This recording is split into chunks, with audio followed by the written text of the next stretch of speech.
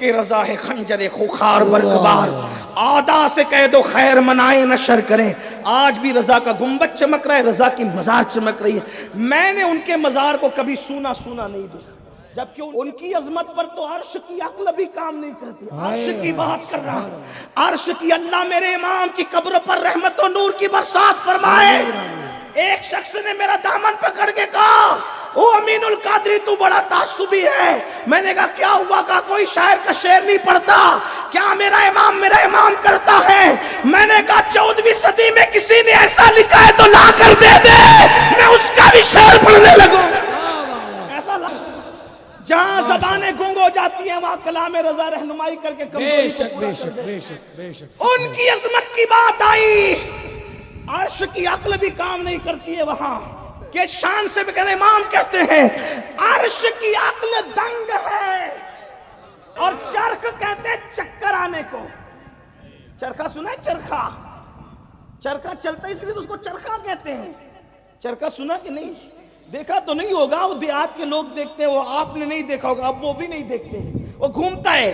تو رسول اللہ کی عظمت پر یہ بیچارے کیا سمجھیں، وہ تو عرش کی عقل بھی دنگ ہے اور کہتے ہیں چرخ میں آسمان ہے۔ سبحان اللہ سبحان ان کی بزرگی اور عظمت کو دیکھ کر عرش کو عقل کام نہیں کر رہی ہے اور آسمان کو چکر آ رہے ہیں، اور دونوں مل کے کہہ کیا رہے ہیں؟ گنگنا کہہ رہے ہیں۔ امام کہتے ہیں عرش کی عقل دنگ ہے، چرخ میں آسمان ہے، جانے مراد اب کی بھر ہائے تیرا مکان ہے۔ فرش پہ طوفہ پھول تھا، کان جدھر لگائیے میری داستان ہے، وہ جو نہ تھے تو کچھ نہ تھا، وہ جو نہ ہو تو کچھ نہ ہو، جان ہے وہ جان کی، جان ہے تو جان۔ ابھی حاصل کلام شعر تو باقی ہے، تھوڑا ضبط کیجئے۔ کہتے بزم ثنائے زلف میں، سبحان اللہ، بزم ثنائے زلف میں میری عروس فکر کو،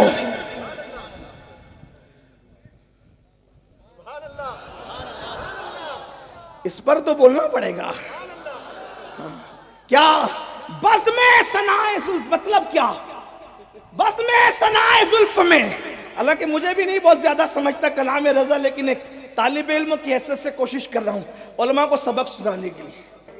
بزم ثنائے زلف میں، دیکھو نبی کی تعریف ایسے ہوتی ہے۔ سبحان اللہ، حضور کے دشمن کو جو جواب دے، حضور کہتے ہیں جبریل کے ذریعے سے مدد ہوگی، جبریل کے ذریعے سے۔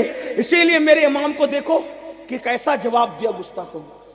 ان کے دور میں اور بھی لوگ تھے، کچھ لوگ بڑی نرم بھی کر رہے تھے، لیکن میرے امام نے کہا کل کے رضا ہے خنجر خوخار برقبار، آدھا سے کہہ دو خیر منائے نہ شر کریں، آج بھی رضا کا گنبد چمک رہا ہے، رضا کی مزار چمک رہی ہے۔ میں نے ان کے مزار کو کبھی سونا نہیں دیکھا، جبکہ ان کے معاصرین میں بے شمار ایسے مزارات پہ میں نے حاضری دی ہے کہ جہاں کوئی پھول ڈالنے والا بھی نہیں۔ حالانکہ وہ بڑے علم کے آفتاب مہتاب میں نے دیکھے، میں نام نہیں لوں گا، لیکن آپ جانتے ہیں۔ تو پتا چلا حضور سے وفا کا حق تو ادا نہیں ہو سکتا، بات دور نکل گئی۔ عرض کیا کر، تعریف کیسے سن لو۔ امام کہتے بزم ثنائے زلف میں، یعنی کہ اگر کوئی بزم سجی ہو، توجہ کرے، جلدی گزرنا ہے، کوئی بزم سجی ہو اور اس میں عنوان ہو حضور کی زلف کی خوشبو کا، پورے وجود کا نہیں، حضور کی زلف کی خوشبو کا، صرف زلف کی خوشبو کا۔ میرے امام نے ایک مقام پر کہا ہے بھینی خوشبو سے مہک جاتی ہیں گلیاں واللہ، کیسے پھولوں میں بسائے ہیں تمہارے گیسو۔ وہ کہتے ہیں کہ کوئی موئے مبارک کی زلف عنبری کی، زلف معمبر کی، بلکہ امام المتکلمین علامہ نقی علی خان لکھتے ہیں ان کی زلفوں کو شب قدر کہنا یہ نادانی ہے۔ کجا شب قدر، کہاں زلف یار۔ تفسیر علم نشرہ اٹھا کر کے دیکھیں، کہا لیلۃ البرات سے تشبیہ دینا سری نادانی ہے۔ کہاں لیلۃ البرات؟ میں سوچتا ہوں کہ یا اللہ لیلۃ البرات سے تشبیہ دینا کیوں نادانی؟ کیونکہ لیلۃ البرات میں فیصلے اترتے ہیں۔ توجہ، لیلۃ البرات میں فیصلے اترتے ہیں، بس یہی ہوگا، اور ان کی زلفوں کے پیچ و خم سے فیصلے بدلتے ہیں۔ اگر ایسا تھا تو ایسا، اسی لیے لیلۃ البرات کیوں کہوں، لیلۃ القدر کیوں کہوں؟ کیوں؟ اس لیے کہ لیلۃ القدر میں جبریل متوجہ ہو رہے زمین کی طرف، اور زلف عنبری کی شان یہ ہے کہ وہ جدھر متوجہ ہو جائے خدا کی رحمت اس طرف متوجہ ہو جائے، منکر ان سے کیا پھرا اللہ ان سے پھر گیا، اور مومنوں کا کیا ہوا اللہ اس کا ہو گیا۔ سبحان اللہ سبحان اللہ۔ کہاں شب قدر، کہاں زلف عنبری؟ تو کہاں زلف عنبری کا عنوان ہو اور بزم سجی ہو اور بلایا جائے بریلی کے احمد رضا کو۔ سبحان اللہ۔ وہ کہتے ہیں کہ اب میں بیان کرنے جب بیٹھوں تو بیان کرنے کے لیے فکر چاہیے، بے فکری کا بیان نہیں چلتا، اٹھ کر آئے نیند میں سے کچھ بھی کہہ دی، نہیں فکر، کہا میری فکر، وہ بھی صرف فکر نہیں، کیونکہ عنوان ابھی نماز روزے کا نہیں ہے، اس پہ فکر چل جائے گی، یہاں فکر نہیں چلے گی کیونکہ زلف مصطفیٰ کی بات ہے، تو فکر نہیں چاہیے بلکہ فکر کی دلہن چاہیے۔ اب سمجھے؟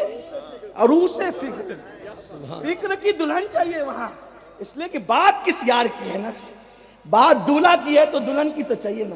ایک شخص نے مجھ سے کہا مین القادری یہ دولہا دولہا کرتا ہے، دلہن کون ہے؟ میں نے کہا اسے شفاعت کہتے ہیں۔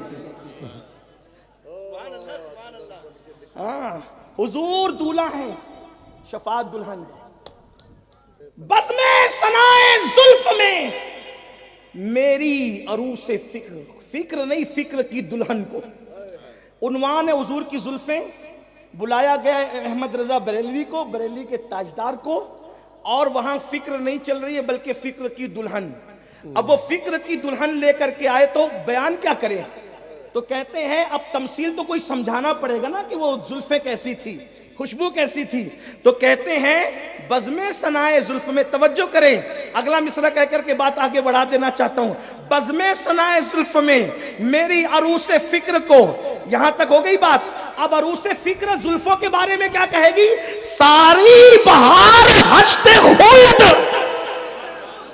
ساری بہار، تھوڑی موڑی نہیں، ساری بہار، ساری بہار، ساری بہار ہشت خلد، چھوٹا سا ابتدان ہے، ان کی زلفوں بیان کرنے آتا ہوں تو آٹھوں جنت کی ساری خوشبو سرس کراتی ہے، تو زلفوں کی خوشبو کے سامنے ایک چھوٹے سے ابتدان کی حیثیت اختیار ہو جاتی ہے۔ یہ میرے نبی سبحان اللہ سبحان زلف اللہ۔ میں میری عروس فکر کو ساری بہار ہشت خلد، چھوٹا سا عطردان ہے۔ تو اب پتا چلا جب حضور کی بے ادبی ہو، امام احمد رضا یہ کیوں گنگنا رہے تھے؟ ان کے دور میں بے ادبی ہو رہی تھی، کوئی چودھری کہہ رہا تھا گاؤں کا، کوئی ڈاکیا کہہ رہا تھا، کوئی بڑا بھیا کہہ رہا تھا، کوئی اپنے جیسا بشر کہہ رہا تھا، اور احمد رضا یوں گنگناتے نظر آ رہے تھے۔